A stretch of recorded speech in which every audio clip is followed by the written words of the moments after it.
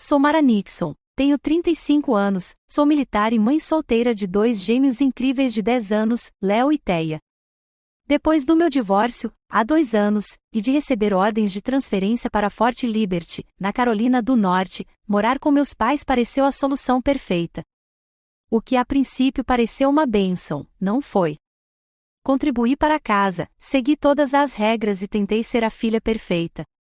Mas então meu irmão mais novo, Caleb, e sua esposa tiveram um menino, e de repente meus filhos se tornaram invisíveis na casa dos avós. Nunca imaginei que meu serviço a este país pudesse ser tão desprezado pelo meu próprio pai. Se você está gostando desta história, deixe um comentário sobre onde está assistindo e clique em curtir e inscreva-se para se juntar à nossa família de contadores de histórias e conferir mais histórias dramáticas da vida real. O anúncio veio numa noite fria de domingo no início de novembro, daquelas em que o aroma de pinho da árvore de Natal que minha mãe insistira em montar cedo enchia a casa inteira. Estávamos sentados na sala de estar, o calor da lareira contrastando com o frio da Carolina do Norte. Muito bem, pessoal, minha mãe, Elaner, bateu palmas com uma alegria que soou um pouco forçada. No próximo fim de semana, faremos as fotos de família para os cartões de Natal.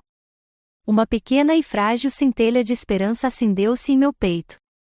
Durante 2 anos, desde o meu divórcio, eu me sentirá como uma hóspede na casa da minha infância, um satélite orbitando o sol quente e brilhante da família do meu irmão Caleb.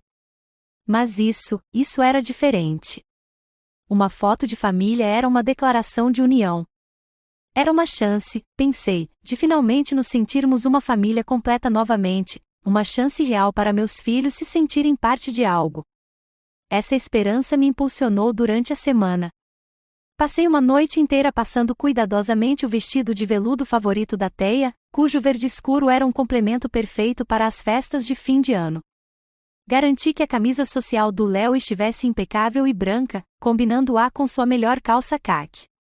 Até fui ao shopping e comprei um suéter bordô novo para mim, uma mistura de cachemir macia e quente que eu não tinha condições de comprar, mas que combinava com o esquema de cores que minha mãe havia ditado. Cada ação era precisa e deliberada. Eu estava preparando minha pequena unidade para uma missão vital, a Operação Pertencimento. Eu era um sargento-mestre do Exército dos Estados Unidos, treinado para a precisão logística, e encarei esse evento familiar com o mesmo foco que abordaria uma inspeção formal.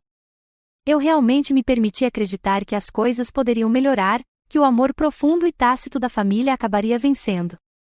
A manhã de sábado chegou clara e fria.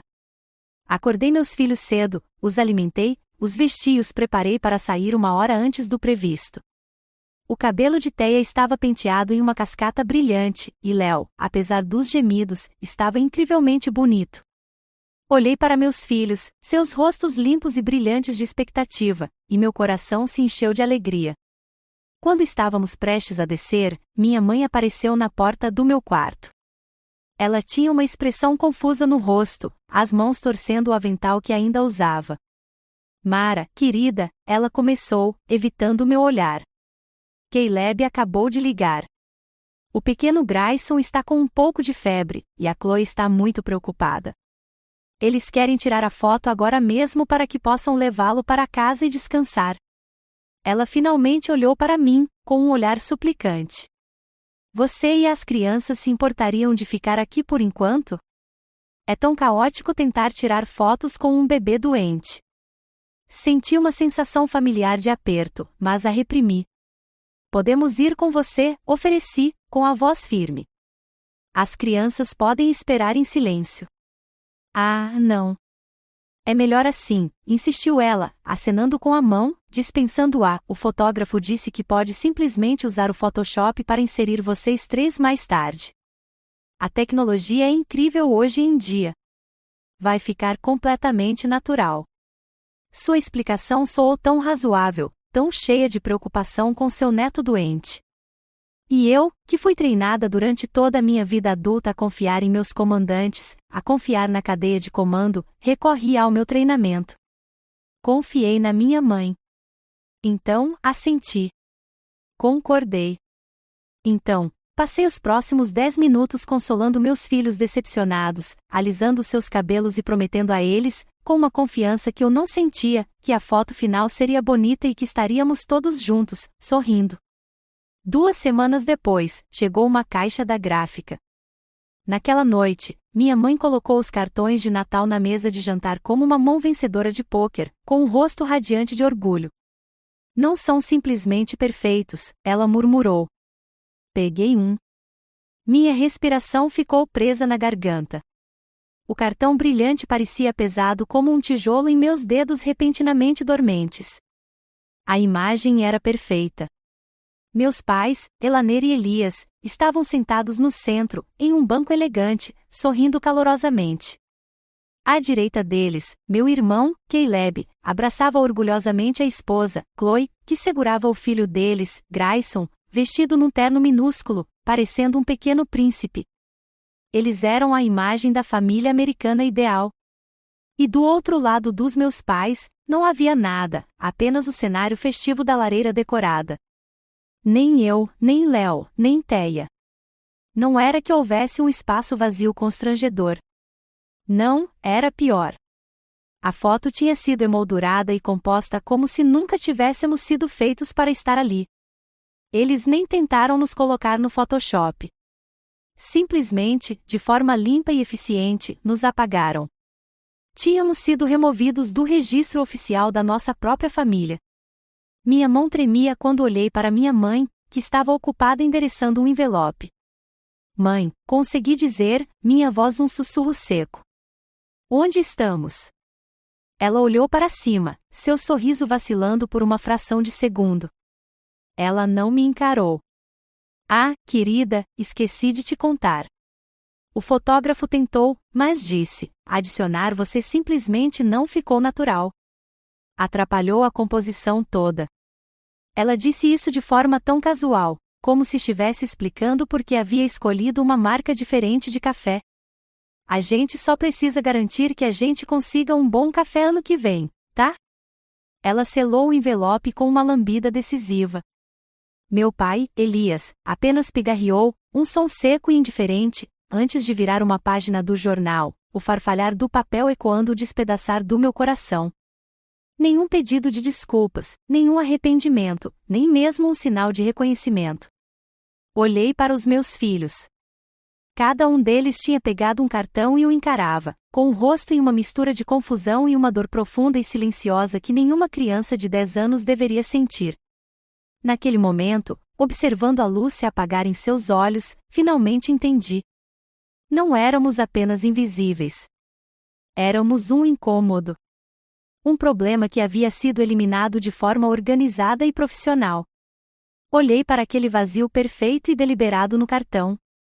Não era um erro. Era uma mensagem. E enquanto eu estava ali, as memórias me inundaram, me lembrando que aquele espaço vazio não era novo. Eu vivi nele a vida toda.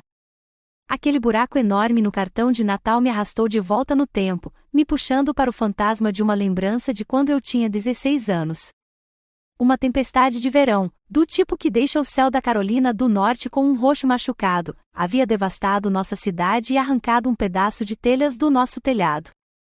Logo depois, um gotejamento constante e ritmado começou a cair na sala de estar, bem em cima da poltrona favorita da minha mãe. Plim, plonco, plim. O som era um lembrete constante e enlouquecedor de um problema que meus pais, que estavam com dificuldades financeiras na época, não tinham condições de resolver. Eu havia passado aquele verão inteiro trabalhando em um restaurante local, limpando mesas e lavando pratos até minhas mãos ficarem perpetuamente machucadas e com um leve cheiro de água sanitária e borra de café. Em 3 meses, economizei $800. Lembro-me da sensação crocante daquelas notas de $20, dinheiro que representava incontáveis horas de pés doloridos e festas perdidas com amigos. Certa noite, sem dizer uma palavra, entrei na cozinha, tirei o envelope cheio de dinheiro do bolso de trás e o entreguei ao meu pai. Aqui, disse eu baixinho, para o telhado. Meu pai, Elias, pegou o envelope, pesou-o na mão e me deu um breve aceno de cabeça. Você é uma garota prática, Mara, foi tudo o que ele disse. Prática, não atenciosa, não generosa. Prática. Era uma palavra que você usaria para um bom par de botas, não para sua filha. Mas aceitei o elogio, carente de qualquer tipo de aprovação. Senti uma onda de orgulho ao ver os pedreiros chegarem alguns dias depois, sabendo que meu dinheiro havia estancado o vazamento. 2 semanas depois, era o aniversário de 18 anos do Caleb. Meus pais o levaram até a entrada da garagem com os olhos vendados. Estacionado lá estava um Ford Mustang 1968, com a pintura verde escura brilhando ao sol. Não era novo, mas era icônico, um símbolo de liberdade e estilo com que todo adolescente sonhava. Meu pai deu um tapinha nas costas dele. É um investimento, declarou ele ao pequeno grupo de familiares, um investimento no futuro social dele. As palavras me atingiram como um golpe físico. Meus $800, meu verão inteiro, eram um remendo, uma solução prática para um buraco.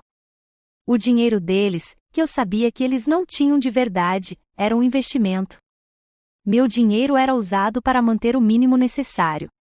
O deles era usado para construir a imagem do meu irmão. Foi naquele momento que as primeiras linhas foram traçadas no que mais tarde eu viria a entender como o mapa da desigualdade da nossa família. Eu era quem consertava. Ele era o futuro. Esse mapa ficou mais claro no dia em que anunciei meu futuro. Eu tinha 18 anos e estava sentado à mesma mesa de jantar. Eu me alistei, disse eu, com a voz ligeiramente trêmula. Vou me alistar no exército. Silêncio. Meu pai me encarou, o garfo congelado a meio caminho da boca, como se eu tivesse acabado de confessar um crime. O exército, disse-ele finalmente, com a voz carregada de descrença. Por que você desperdiçaria seu potencial desse jeito? É um lugar para crianças sem outras opções, Mara. A preocupação da minha mãe era diferente, mas não menos indiferente. Você nunca vai encontrar um bom marido lá dentro, ela se preocupou, já imaginando um futuro de férias solitárias para mim.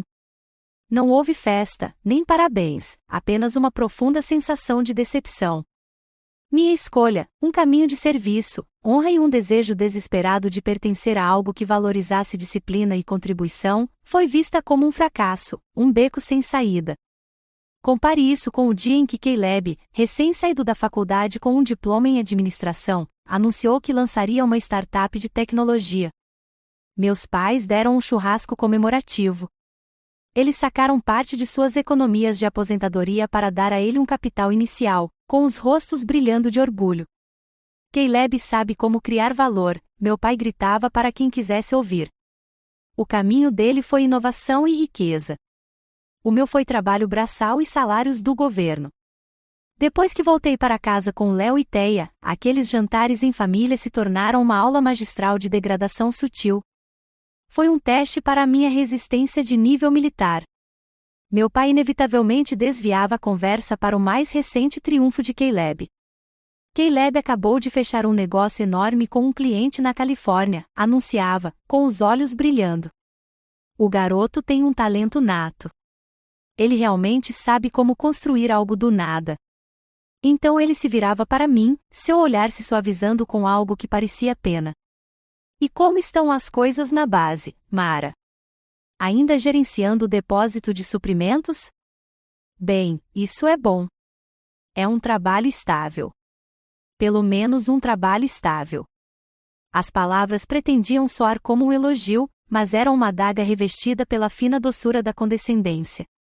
E ele disse tudo isso na frente de Léo e Teia.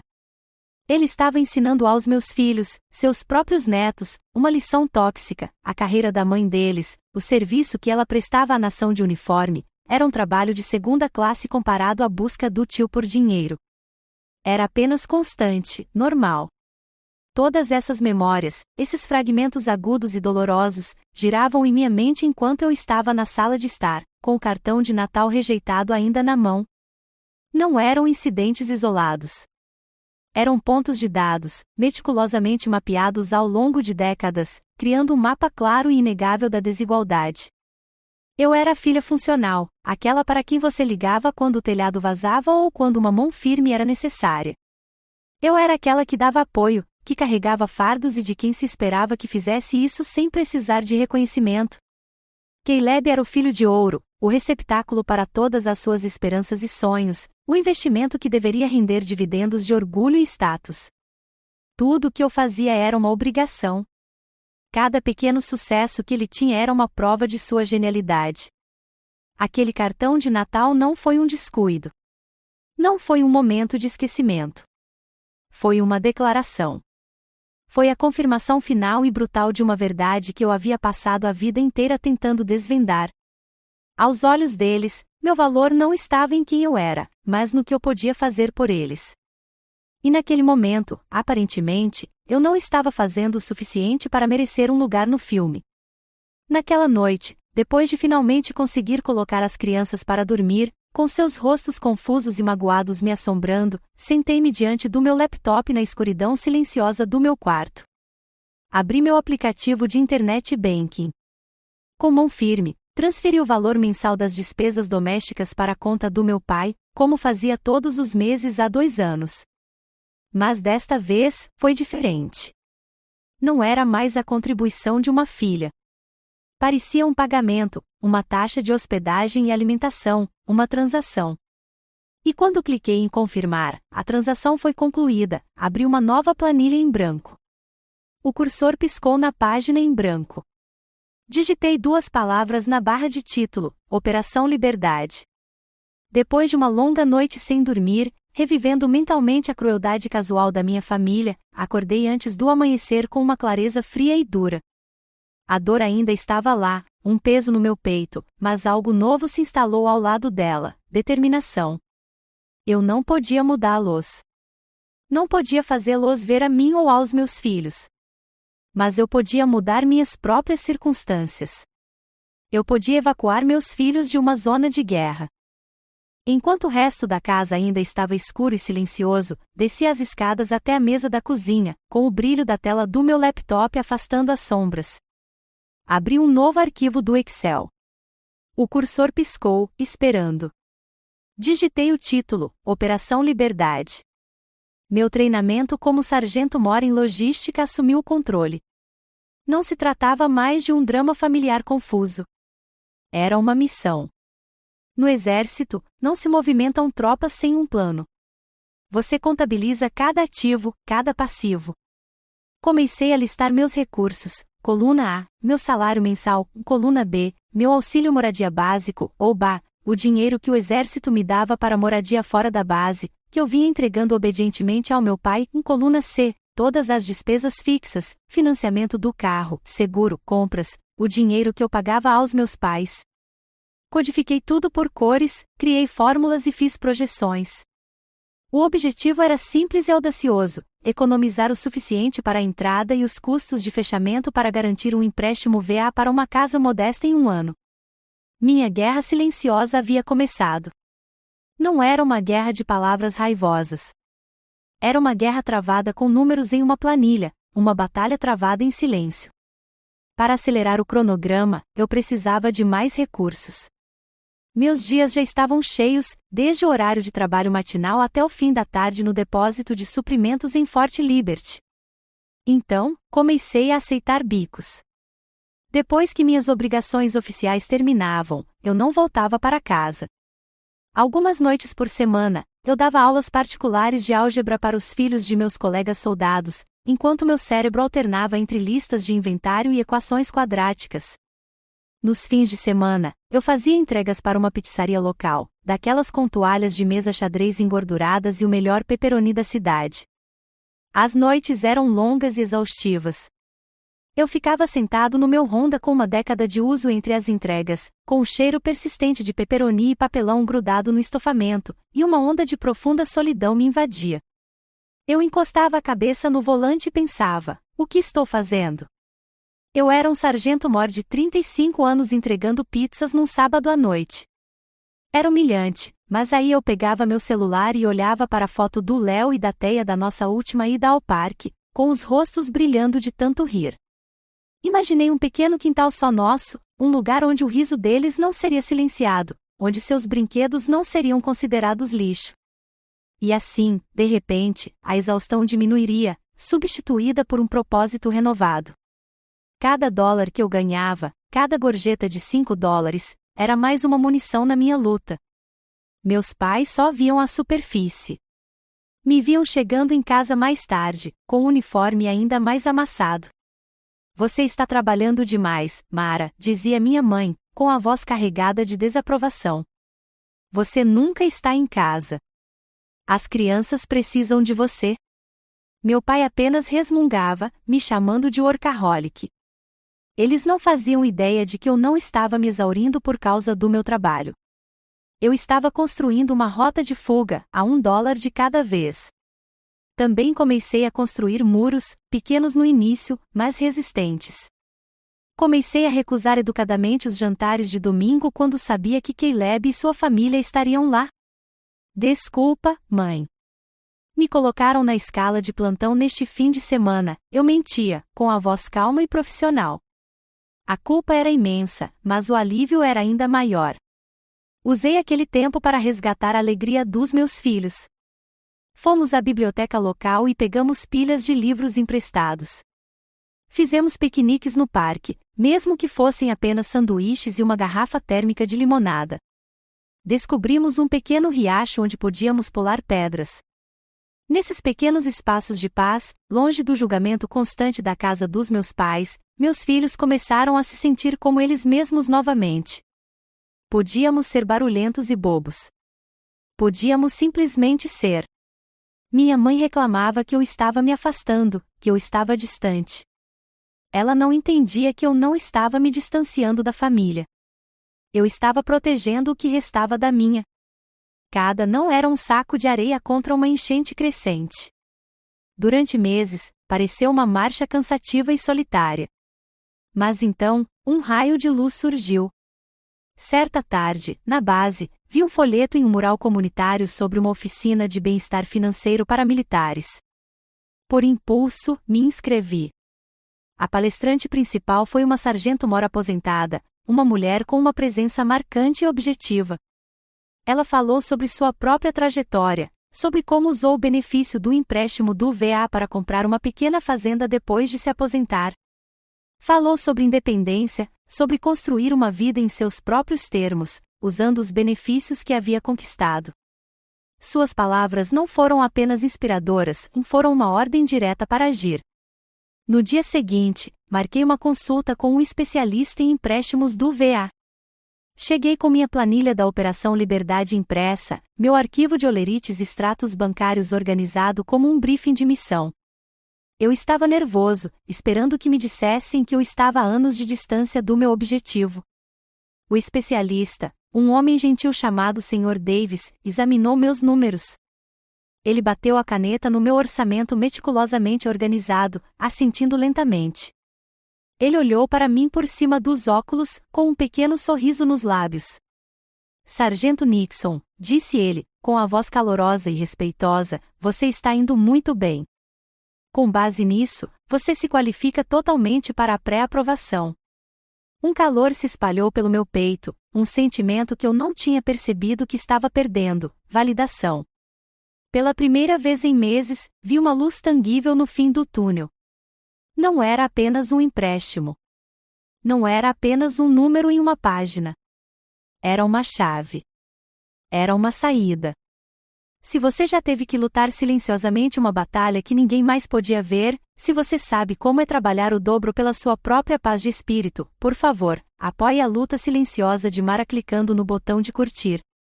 E nos comentários, basta digitar as palavras Operação Liberdade para que todos os outros guerreiros silenciosos saibam que não estão sozinhos.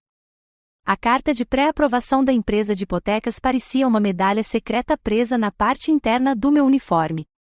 Era um pedaço tangível de esperança que eu carregava comigo, mas minha batalha solitária continuava, travada nas horas silenciosas do orçamento noturno e da exaustão matinal. Eu estava progredindo, mas estava profundamente cansado. Então, numa tarde de quinta-feira, uma tábua de salvação apareceu da maneira mais inesperada.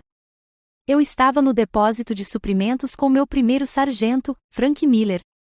Ele era um homem quieto e respeitado, o tipo de suboficial que via tudo, mas falava pouco. Ele tinha a reputação de ser durão, mas justo, e eu tentava, na maior parte do tempo, ficar fora do seu radar. Ele deve ter notado as minhas olheiras, o jeito como meus ombros caíam mesmo quando eu tentava ficar em posição de sentido.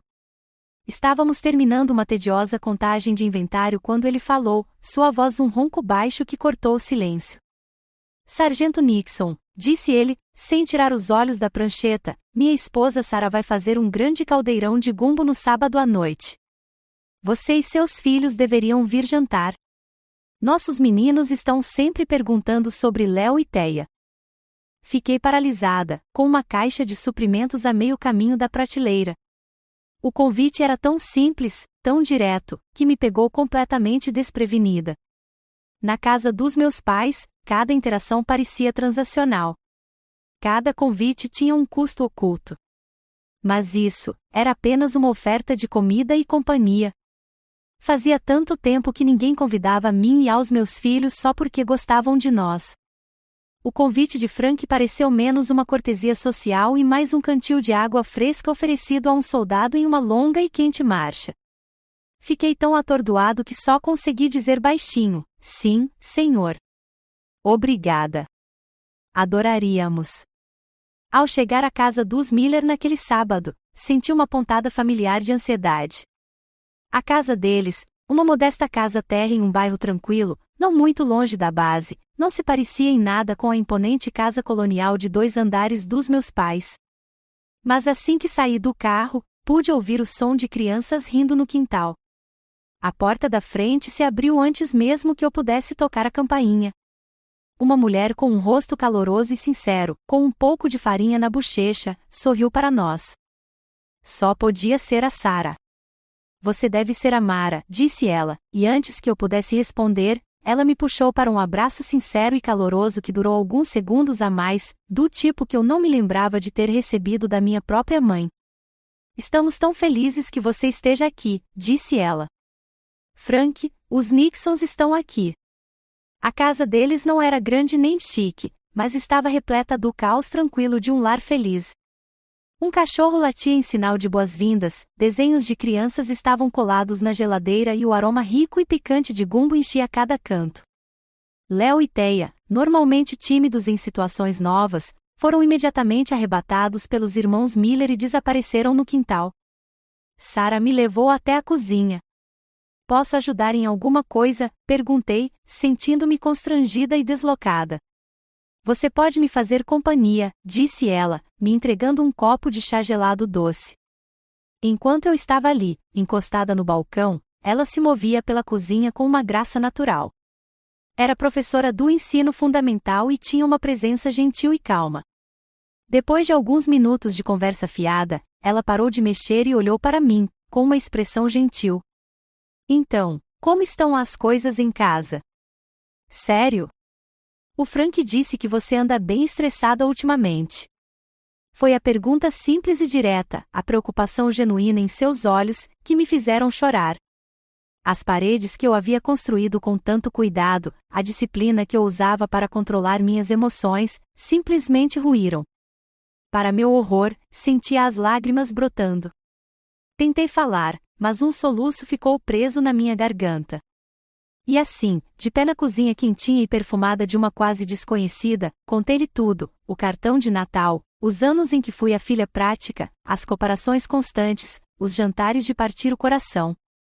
Deixei tudo fluir numa torrente silenciosa e soluçante. Sarah não interrompeu. Apenas ouviu, com os olhos cheios de empatia. Quando finalmente terminei, enxugando as lágrimas com as costas da mão, ela simplesmente colocou a mão reconfortante no meu braço.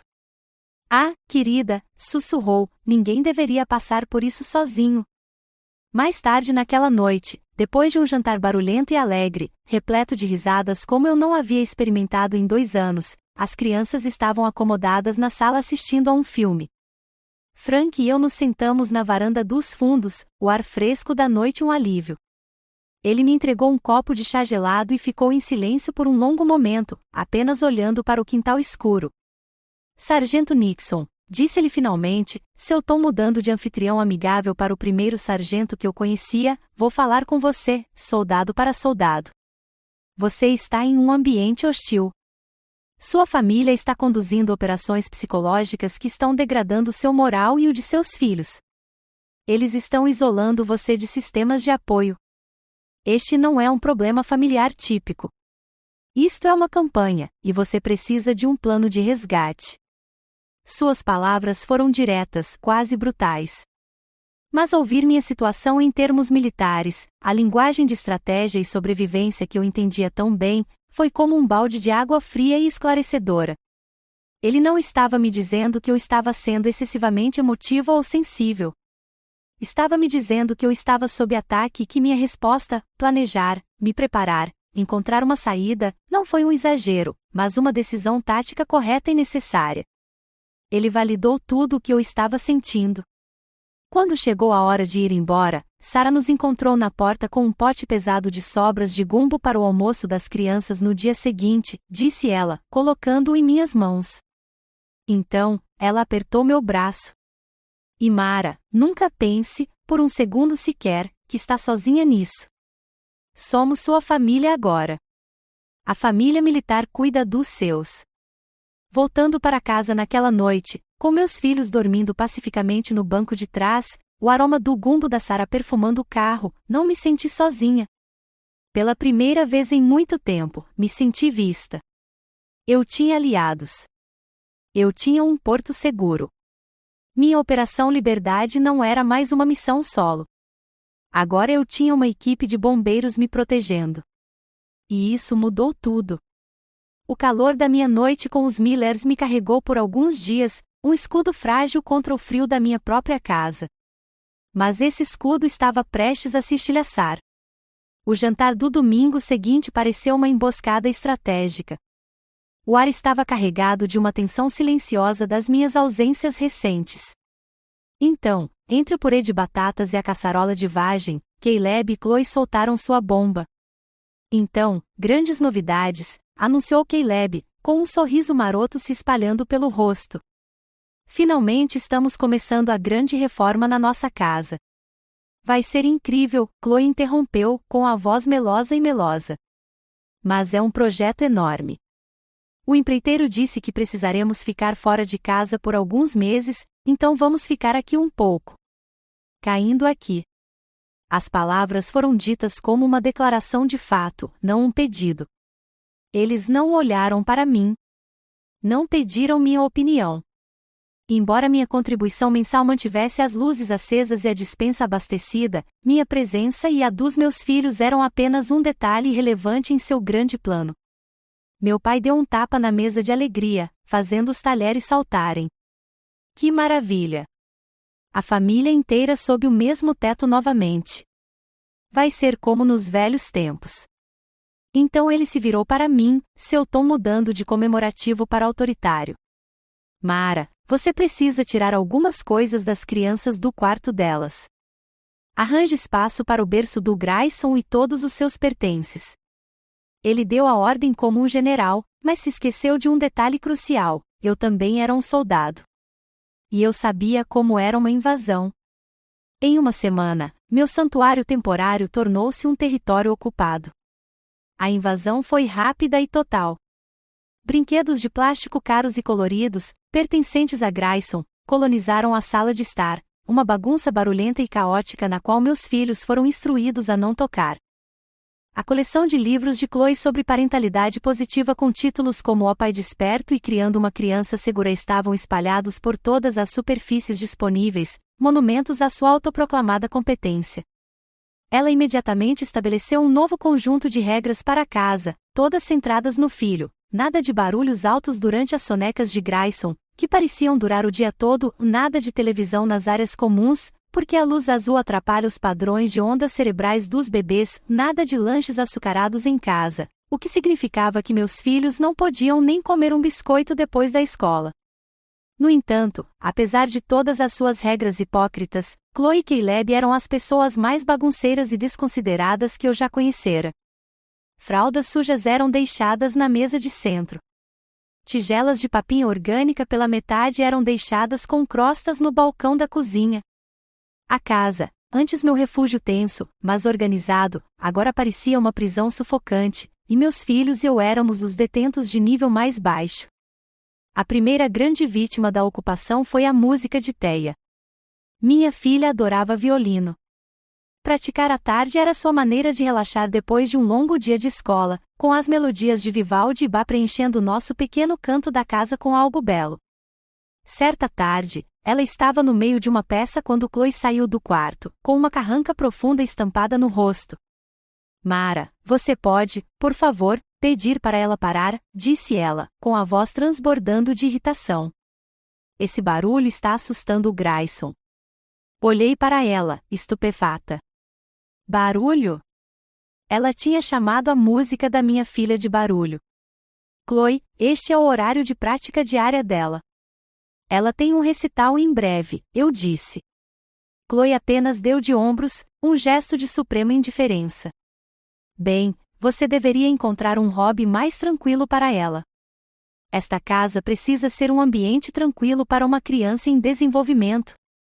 Ela estava falando de Grayson, é claro, completamente alheia ao fato de que minha filha também estava se desenvolvendo, que ela estava destruindo o espírito da minha filha bem na minha frente. Naquela noite, observei da porta enquanto Thea limpava delicadamente seu violino, o colocava em seu estojo forrado de veludo e o deslizava para debaixo da cama. Ela não disse uma palavra. Não precisava. Eu sabia que algo brilhante e precioso dentro dela tinha acabado de se quebrar. Os ataques continuaram, pequenos, mas implacáveis. Léo vinha trabalhando havia semanas em um modelo de foguete para a feira de ciências da escola. Era seu projeto de paixão, um modelo complexo do qual ele tinha imenso orgulho. Certa manhã, ele havia sumido do canto da sala onde ele o estivera montando cuidadosamente. Quando perguntei ao meu pai, ele fez um gesto de desdém. Ah, aquela coisa! Era uma bagunça e, francamente, um risco à segurança. Coloquei no galpão. Ele não perguntou. Apenas a removeu, tratando o trabalho duro do meu filho como um pedaço de lixo. No jantar daquela noite, meu pai desferiu outro golpe familiar.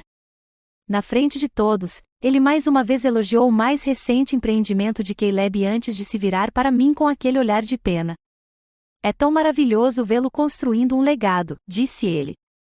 Claro, sua carreira também é admirável, Mara. Muito estável, mas não inovadora. As palavras, as constantes e casuais rejeições do trabalho da minha vida, doeram como sempre. Mas, desta vez, era diferente. Desta vez, eu conseguia ver o impacto que estavam tendo nos meus filhos. Vi Léo se encolher. Vi Thea se encolher. Mais tarde, enquanto eu colocava a Thea na cama, ela estava estranhamente quieta. Encontrei-a olhando para o espaço vazio debaixo da cama, onde costumava ficar o estojo do violino. Lágrimas escorriam silenciosamente pelo seu rosto. Mamãe, ela sussurrou, com a voz trêmula, por que a Chloe não gosta da minha música? Enquanto eu segurava minha filha, com seus soluços silenciosos sacudindo seu pequeno corpo, as palavras de Frank Miller ecoavam em minha cabeça, nítidas e claras. Vocês estão em um ambiente hostil. Isto é uma campanha.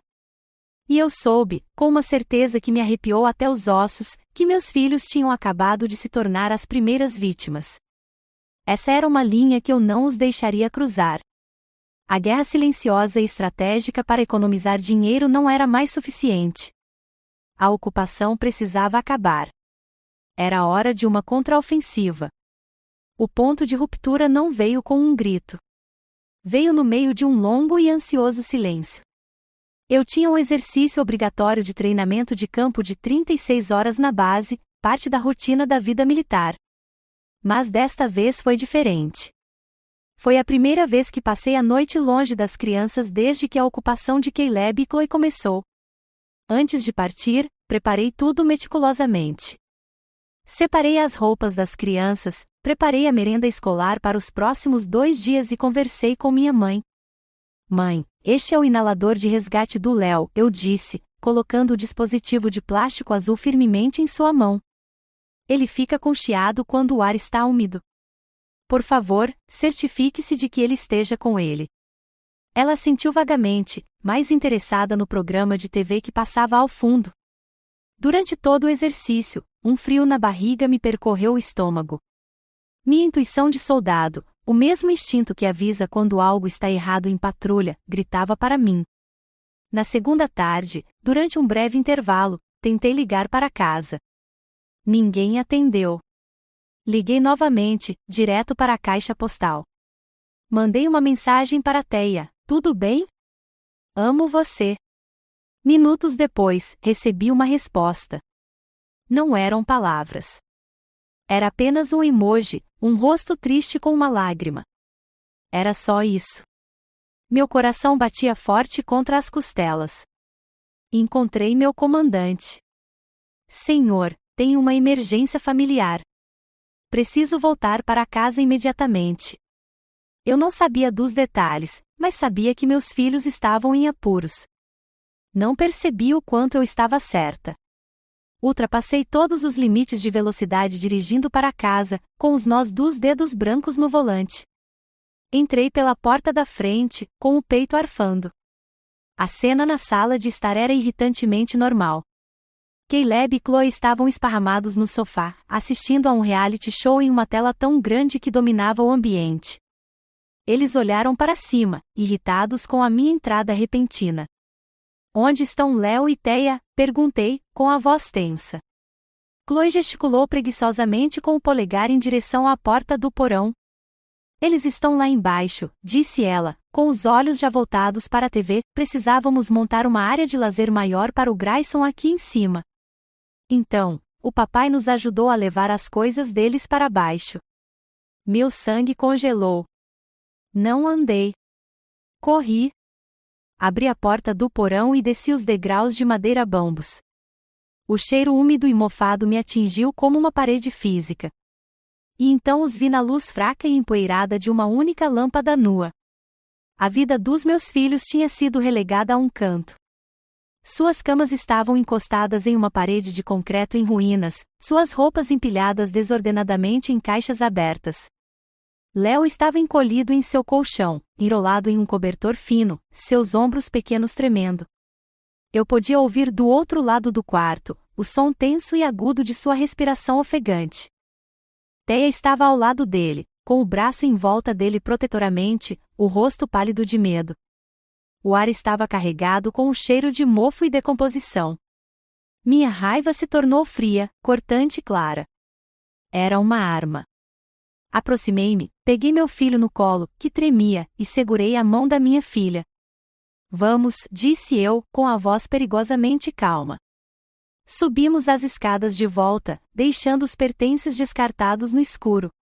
Entrei na sala e fiquei em pé bem em frente à televisão, bloqueando a visão deles.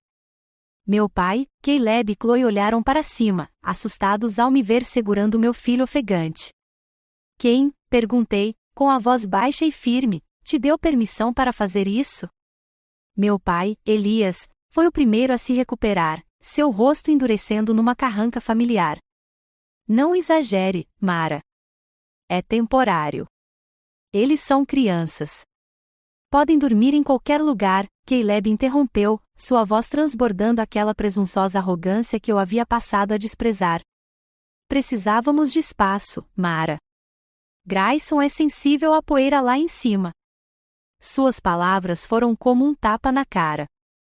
O filho dele era sensível à poeira, então o meu, que tinha asma diagnosticada, foi jogado em um porão infestado de mofo. Isso não foi descuido. Não foi imprudência. Foi crueldade. Foi um ato deliberado de colocar a saúde e a segurança dos meus filhos em risco para a própria conveniência deles. Mas foi meu pai quem desferiu o golpe final e fatal. Tentando sufocar minha rebelião, ele se levantou, estufando o peito. Escute-me, disse ele, apontando o dedo para mim. A família de Caleb está construindo um futuro. Eles têm necessidades que devem ser prioridade. Sua carreira é um trabalho. O trabalho dele é construir um império. Um império. E meus filhos, o que eram eles? Cordeiros sacrificados no altar do suposto império de Caleb. Um trecho da Bíblia, que minha avó costumava ler para mim, surgiu em minha mente. Se alguém fizer tropeçar um destes pequeninos, melhor lhe seria amarrar uma grande pedra de moinho no pescoço e ser jogado nas profundezas do mar. E naquele momento, tudo se desfez. Todos os anos sendo a garota prática, a solucionadora, a boa soldada, tudo se esvaiu. Olhei meu pai fixamente nos olhos. Suas prioridades estão erradas, pai. As palavras pairaram no ar, atordoando-os até o silêncio. Afastei-me dele e olhei para os meus filhos. Minha voz não era mais a de uma filha. Era a voz de um sargento-mor dando uma ordem direta. Léo, Teia, arrumem seus equipamentos essenciais. Vocês têm 10 minutos. Estamos deixando este posto. Os olhos deles se arregalaram, mas não me questionaram. Eles se apressaram para fazer o que eu pedia. Minha família ficou olhando, boquiaberta, como se eu tivesse começado a falar uma língua estrangeira de repente. Peguei meu celular, com a mão perfeitamente firme. Encontrei o contato que precisava e apertei o botão de ligar. Tocou uma vez. Miller, respondeu Frank, com a voz calma e profissional. Frank, eu disse, com a voz clara e firme, cortando o silêncio atordoado da sala. É Mara Nixon. Preciso executar o plano de extração agora mesmo. O momento em que o amor de um pai pelo filho se transforma no instinto protetor de um guerreiro é uma das forças mais poderosas da Terra. Se você acredita que Mara fez a coisa certa, curta para apoiá-la. E nos comentários abaixo, mostre seu apoio simplesmente digitando as palavras "sai agora". 20 minutos. Foi o tempo que levou. 20 minutos depois do meu telefonema para Frank Miller, os faróis da sua picape Ford F-150 cortaram a escuridão em frente à casa dos meus pais. Enquanto Léo e Teia saíam apressados pela porta da frente, cada um segurando uma mochila cheia de seus pertences mais essenciais, minha família ficou parada na entrada, paralisada de incredulidade. Frank pulou do banco do motorista. Não fez perguntas. Não disse banalidades. Simplesmente pegou as malas das minhas mãos, colocou-as na caçamba da caminhonete e segurou a porta do passageiro aberta para mim. Ele era um soldado em missão de resgate. Ao partirmos, deixando minha família parados na varanda como estátuas, uma profunda sensação de alívio me invadiu.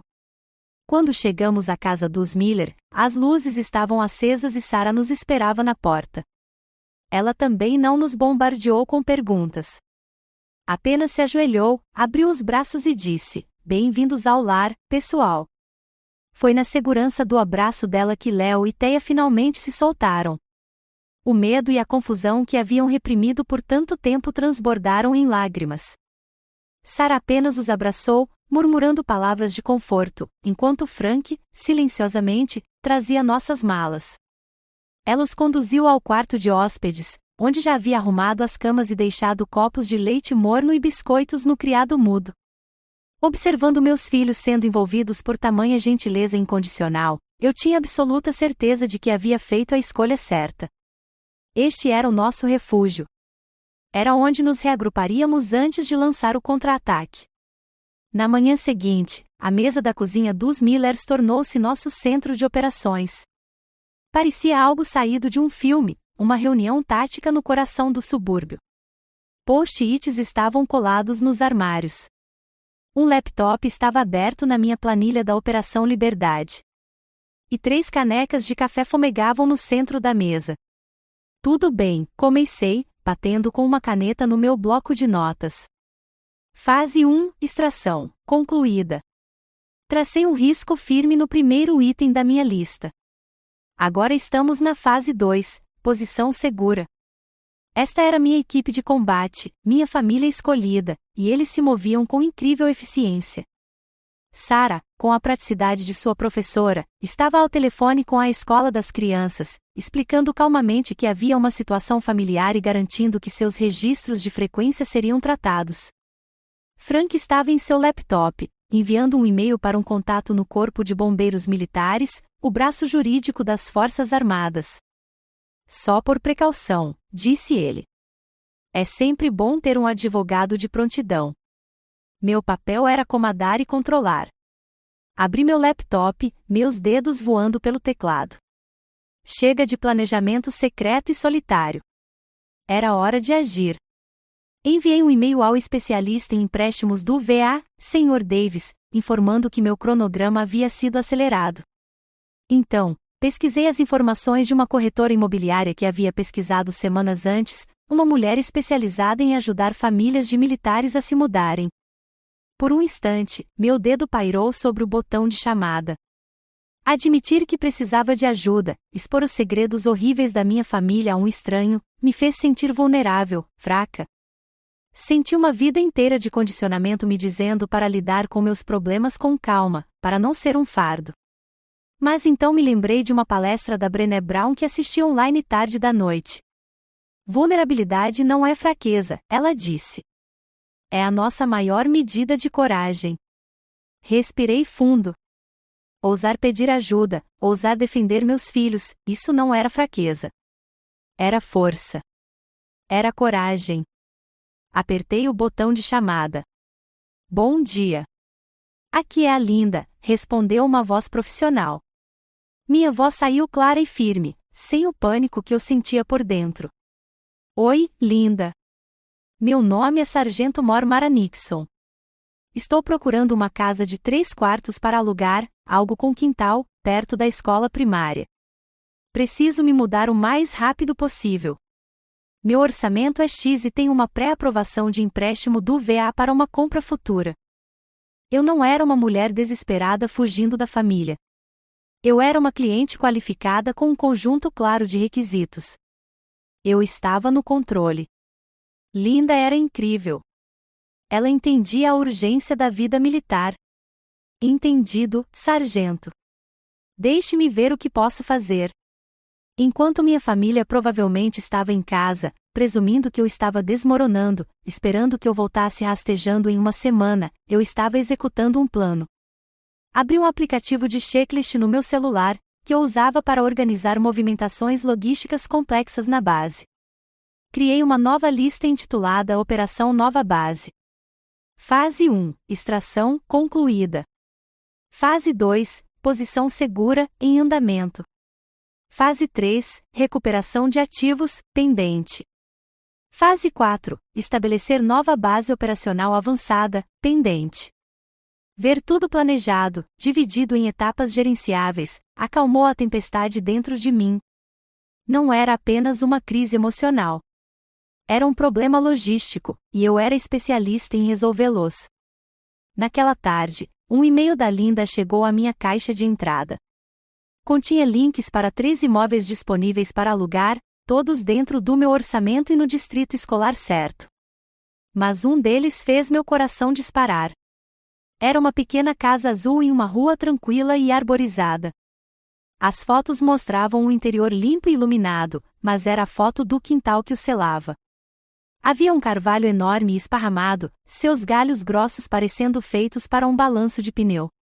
Eu conseguia vê-lo tão claramente. Eu conseguia imaginar Léo e Teia rindo, seus rostos voltados para o sol, balançando cada vez mais alto. Eu conseguia imaginar uma pequena horta no canto. Eu conseguia imaginar paz. Não era apenas uma casa. Era uma vitória. Era a manifestação física da minha liberdade. Enquanto minha família provavelmente debatia meu próximo passo, eu já estava 2 passos à frente, planejando um futuro que eles nem sequer conseguiam imaginar para mim. Peguei o telefone e retornei a ligação para Linda. Minha voz era firme, decisiva, a voz de uma comandante que identificou seu alvo. A casa na Rua El, eu disse. A azul com o carvalho. Eu fico com ela. 2 dias depois, executei a fase 3, recuperação de ativos. Não voltei para aquela casa sozinho. Ao meu lado, no banco do passageiro do meu carro, estava o primeiro sargento Frank Miller. Ele vestia seu uniforme completo do exército, o paletó azul escuro perfeitamente passado, as fitas e medalhas no peito, um testemunho de uma carreira de honra.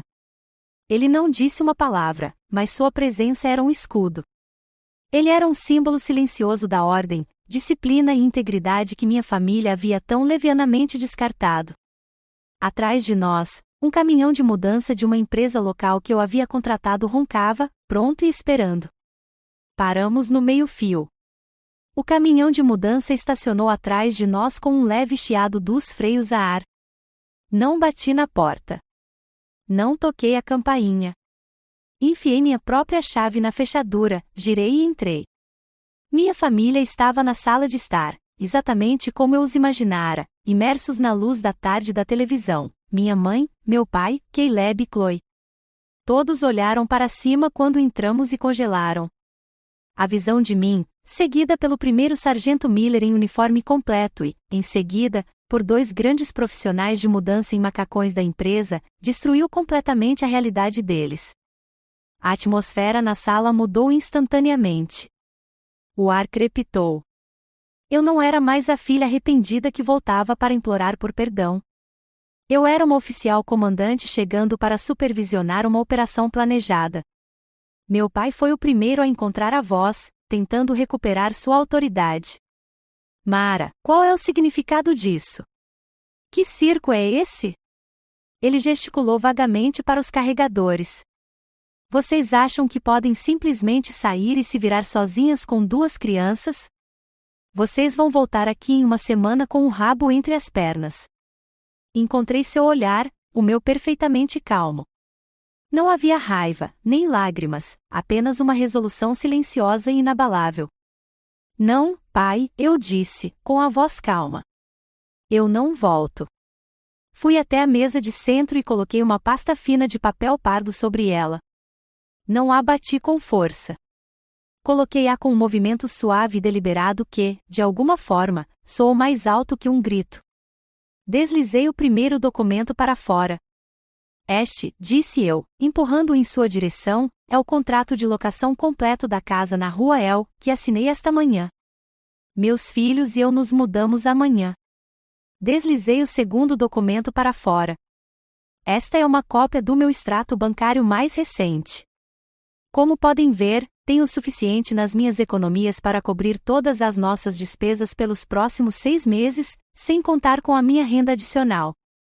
A cor começou a sumir do rosto do meu pai. Minha mãe apenas o encarou, com a boca ligeiramente aberta.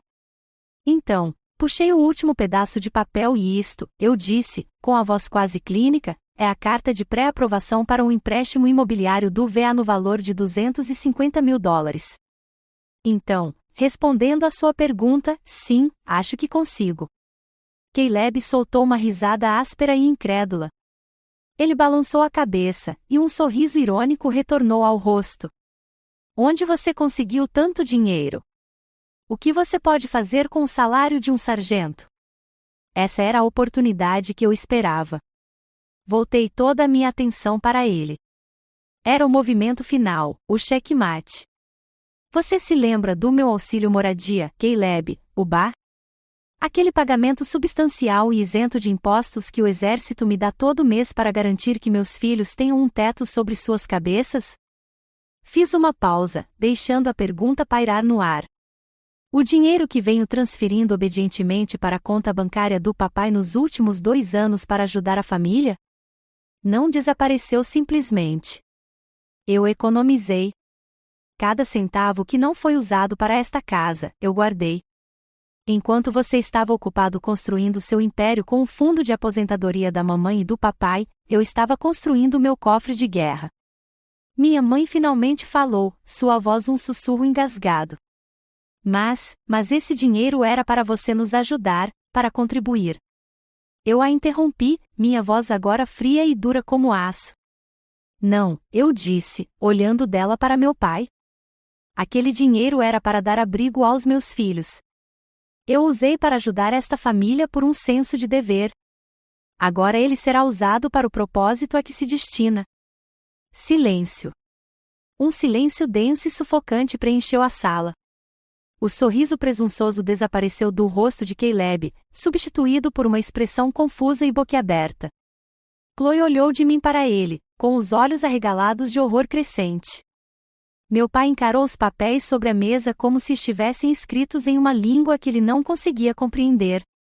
Toda a estrutura de poder deles, a hierarquia familiar que construíram e mantiveram por décadas, baseava-se em uma única suposição falha, que eu era fraco, que eu era dependente, que eu precisava deles mais do que eles precisavam de mim. No momento em que lhes apresentei uma prova fria, dura e inegável do contrário, toda a estrutura podre desmoronou. Não precisei levantar a voz. Não precisei chorar. Só precisava apresentar os fatos. A verdade era minha arma, e ela havia acertado o alvo com uma precisão devastadora. Virei-me para os 2 carregadores, que estavam parados paciente e silenciosamente perto da porta. Senhores, eu disse, minha voz retornando a um tom normal e profissional, os pertences dos meus filhos estão no quarto deles, no andar de cima, segunda porta à esquerda, e há algumas coisas no porão. Por favor, comecem. Eles assentiram e se dirigiram para as escadas. Fiquei ali por mais um momento, observando minha família. Eles estavam completamente destruídos, sem palavras, e pela primeira vez em toda a minha vida, de pé naquele quarto, pareciam incrivelmente pequenos. A batalha havia terminado. A primeira noite na nossa nova casa alugada foi marcada por um silêncio quase ensurdecedor. Depois de colocar Léo e Teia em suas camas, com seus rostos exaustos finalmente em paz no sono, desci as escadas e sentei-me no chão, no meio da sala vazia. A única luz vinha do poste de luz lá fora, projetando sombras longas e retangulares sobre o piso de madeira nua. O único som era o zumbido baixo e constante da geladeira. Não havia televisão alta no outro cômodo, nem o som dos suspiros de julgamento da minha mãe, nem a sensação de precisar pisar em ovos no meu próprio espaço. O silêncio que eu tanto desejava finalmente chegou. Mas era uma paz estranha e vazia. A adrenalina do confronto, a sensação triunfante de vitória que eu sentirá quando o caminhão de mudança partiu, haviam evaporado, deixando para trás um vazio profundo. Eu tinha vencido a guerra, sim, mas, ao fazê-lo, também perdi o último resquício de esperança para a família que sempre desejei ter. Percebi que a batalha não tinha sido apenas contra eles. Tinha sido contra a minha própria esperança teimosa e ingênua de que um dia eles finalmente pudessem me ver. E agora essa esperança se fora para sempre. Alguns dias depois, quando começamos a desfazer as malas, notei uma tristeza persistente nas crianças. Elas estavam seguras, mas ainda estavam processando o trauma. Precisavam de uma maneira de se livrar da dor. Lembrei-me de uma técnica que um conselheiro da base havia mencionado certa vez, um pequeno ritual para liberar emoções negativas. Naquela noite, reuni-os em nosso novo quintal, ainda coberto de mato. Ao anoitecer, dei a cada um deles um pedaço de papel e uma caneta e sentei-me com eles nos degraus dos fundos. Quero que vocês escrevam tudo o que os deixou tristes na casa dos vovós, disse eu suavemente. Alguma palavra maldosa?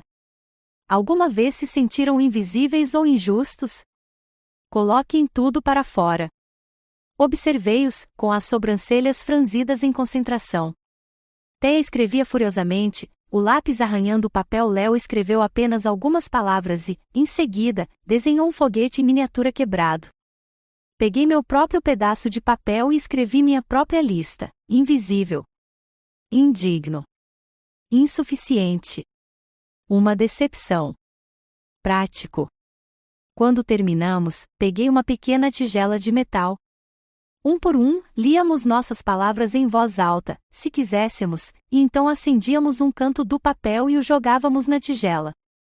Observamos o papel se enrolar e escurecer, as palavras raivosas se transformando em cinzas e fumaça, desaparecendo no céu escuro da Carolina do Norte. Quando o último pedaço de papel queimou, senti um peso físico sendo tirado dos meus ombros. Não era uma cura mágica, mas era um começo. Era um ato de retomar nosso poder. Cerca de uma semana depois de nos mudarmos, meu telefone tocou. Era minha mãe. Quase não atendi, mas me controlei e atendi. Sua voz estava carregada de lágrimas, mas não eram lágrimas de remorso. Mara, está um caos aqui, soluçou ela. Caleb e Chloe estão brigando constantemente. A casa está uma bagunça. Precisamos de você. Você não pode simplesmente voltar para casa? O pedido foi tão incrivelmente egoísta que quase me fez rir. Ela não sentia minha falta. Ela sentia a falta da minha função. Ela sentia a falta do amortecedor, do consertador, do administrador silencioso de sua casa caótica. Uma citação que eu havia sublinhado no meu antigo exemplar de Victor Frankl, A Busca do Homem por Significado, veio à minha mente. Entre o estímulo e a resposta, há um espaço. Nesse espaço está o nosso poder de escolher a nossa resposta. Na nossa resposta reside o nosso crescimento e a nossa liberdade. Este era o meu espaço. O apelo manipulador da minha mãe era o estímulo. E eu tinha o poder de escolher minha resposta. Não, mãe, eu disse, com a voz calma, mas inalcançável. Não posso. Esta não é mais a minha casa. Respirei fundo. Se você quiser ver o Léo e a Teia, fique à vontade para ligar e marcar uma visita aqui, mas esta é a minha casa, e na minha casa temos regras de respeito. Eu tinha acabado de traçar o primeiro limite real da minha vida. Era assustador e libertador ao mesmo tempo. Depois que desliguei, minhas mãos tremiam, mas meu coração estava firme. Naquela noite, sentei-me na varanda dos fundos, bem depois de as crianças terem dormido, pensando em perdão. Seria meu dever perdoá-los? A palavra parecia pesada, complicada. Perdoá-los parecia dizer que o que eles fizeram estava certo, e não estava. Mas enquanto eu estava ali sentado, ouvindo o canto dos grilos, cheguei a uma conclusão diferente. O perdão não era um presente que eu estava dando a eles. Era um presente que eu estava dando a mim mesmo. Não se tratava de absolvê-los. Tratava-se de me libertar. Perdoá-los não significava que eu tinha que esquecer as lições que eles me ensinaram sobre o meu próprio valor. Não significava que eu tinha que apagar os limites que eu tinha lutado tanto para construir. Significava simplesmente que eu estava escolhendo não deixar mais a amargura e as limitações deles envenenarem o meu futuro. Eu podia perdoá-los por serem as pessoas imperfeitas e míopes que eram, sem nunca ter que deixá-los se aproximar o suficiente para machucar a mim ou aos meus filhos novamente. Ao fazer essa escolha, uma profunda sensação de paz tomou conta de mim, mais profunda e real do que o silêncio oco daquela primeira noite. A guerra estava realmente acabada agora, não apenas por fora, mas também por dentro. Quando eu estava prestes a entrar, meu telefone vibrou novamente. Meu coração disparou, esperando outra ligação da minha mãe, mas o nome na tela era papai. Hesitei, mas então atendi. Sua voz era rouca, estranha. Mara, disse ele, ouvi dizer que você assinou o contrato de aluguel daquela casa na El. Houve uma longa pausa. Eu entendo um pouco de encanamento. Se você precisar verificar alguma coisa antes de comprar, eu posso dar uma olhada. Não era um pedido de desculpas. Não era uma confissão, mas também não era nada. Era uma rachadura na parede, um pequeno e hesitante passo do mundo dele para o meu. E era um começo. 6 meses depois de sairmos da casa dos meus pais, eu estava na calçada em frente a uma pequena e charmosa casa azul com uma cerca branca e um magnífico carvalho antigo estendendo seus galhos protetores sobre o gramado da frente. Na minha mão, eu segurava uma única chave brilhante. Eu tinha conseguido. A Operação Liberdade estava completa. Depois de meses morando de aluguel, meu empréstimo VA foi liberado, um benefício que conquistei ao longo de 15 anos de serviço dedicado no Exército dos Estados Unidos. O clique satisfatório da chave girando na fechadura parecia a palavra final em uma longa e dolorosa discussão. Quando a porta se abriu, Léo e Teia, que vibravam de excitação atrás de mim, soltaram um grito sincronizado de alegria. Eles passaram correndo por mim, seus passos ecoando pelos cômodos vazios, suas risadas ecoando nas paredes. Aquele som, aquela alegria pura e desinibida, aquele era o som da liberdade. Esta casa era muito mais do que madeira, drywall e telhas. Era uma fortaleza que eu mesmo construí. Era um monumento à minha independência, construído com os frutos da carreira que minha família havia descartado como um trabalho de segunda categoria. Cada sessão extenuante de fisioterapia no frio que antecede o amanhecer, cada turno exaustivo de madrugada na estação, cada dólar que eu havia economizado com muito esforço, tudo estava cristalizado naquele momento, naquele espaço lindo e tranquilo que era nosso e somente nosso. A tentativa de ajuda do meu pai surpreendentemente se transformou em uma ponte silenciosa. Ele veio até aqui num sábado, fiel à sua palavra, e passou a tarde inspecionando o encanamento e me mostrando como verificar os desjuntores. E cerca de um mês depois de nos mudarmos, ele ligou novamente. Mara, disse ele, com a voz hesitante, sua mãe e eu estávamos pensando se poderíamos ver a casa. Hesitei, sentindo um nó familiar de ansiedade apertar meu estômago. Mas então olhei ao redor, para minha casa, para a vida que eu havia construído. Eu era quem estava no controle agora. Você pode, eu disse. Nós gostaríamos disso. Quando chegaram, estavam diferentes, discretos. Caminharam pela casa, admirando a pintura fresca e os móveis simples que eu começara a colecionar. Meu pai destacou a qualidade do piso de madeira. Minha mãe comentou sobre a quantidade de luz solar que a cozinha recebia. Não houve elogios indiretos, nem críticas sutis. Por fim, meu pai sentou-se à minha pequena mesa da cozinha e pegou a foto emoldurada minha de uniforme de gala que eu guardava no balcão. Ele olhou para ela por um longo momento, depois para mim.